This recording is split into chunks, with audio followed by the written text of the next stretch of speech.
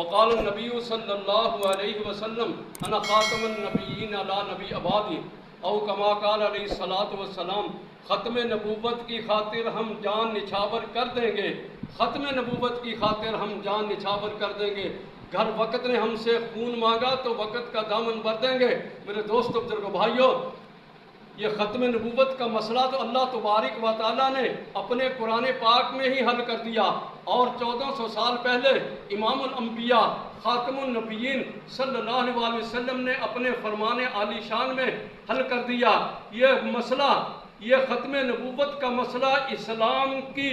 بنیاد ہے، اور سارے اسلام کی بنیاد ختم نبوت کے مسئلے پر کھڑی ہے۔ تو دوستو، بزرگو، دنیا کفر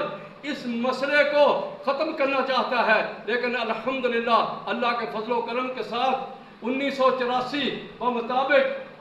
1301 ہجری میں